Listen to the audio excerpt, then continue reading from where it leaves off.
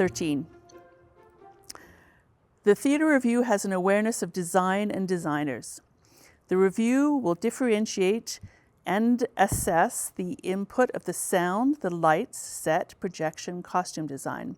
These assessments come in the form of design versus outcome. The design can enhance, disrupt, or distract from the piece. Yes, that's very important. You want to, if the music is too obvious, then that distracts from the play. If the costumes are way too flamboyant, you go, why?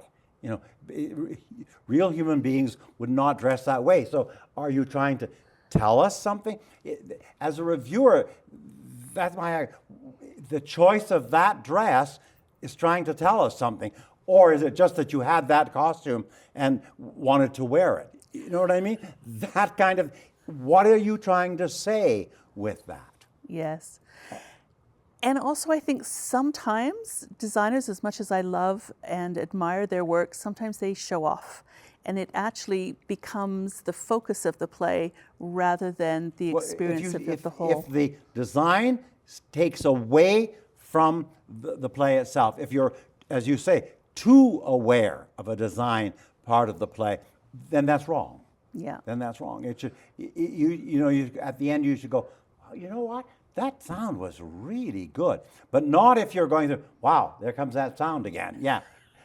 It's at the end you say, it was so intrinsic to the success of the play. And that's, as a reviewer, when you point that out, that's what you're pointing out. Yes. Yeah, the anomalies, when it's cohesive and when it's startling sometimes. Yeah. I'm thinking, because I just wrote the review recently of Lunchbox, her in the woolen dress. You know, we know that was not real wool that she was wearing, but it was made to look at, and that was intrinsic and vital to the play.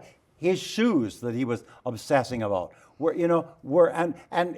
either you caught that early on yourself, or as soon as he pointed it out, that became a focal point. You get what? And when he finally took them off, he said, "Thank heavens, because I was watching those darn shoes." Yes, that's again such good costuming when it's so much a part of the play. Mm-hmm.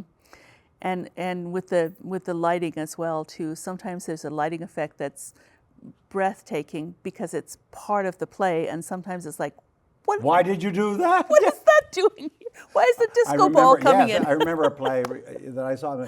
What are they doing? And it wasn't until the very end that you realize that every time they changed those lighting, they were in a different, there was a ghost thing. It was, yeah, and you know what play I'm talking about. And it was too late by then.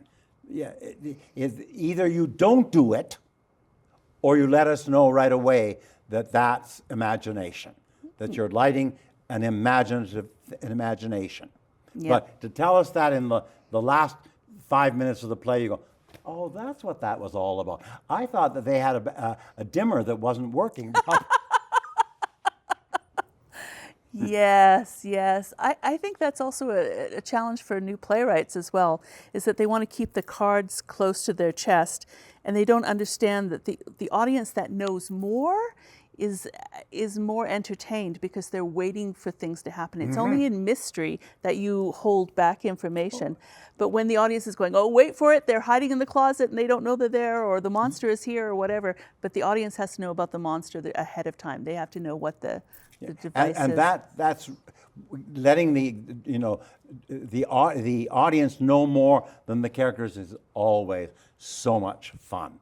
Is the audience is ahead of the characters, and they're waiting for something to happen. Yes. The caveat being is when we just can't wait to get to the end of the play, because we're just like, okay, let's wrap it up now. We know where this thing's going. Do we have, oh my gosh, we got 20 more minutes before this happens. Yes.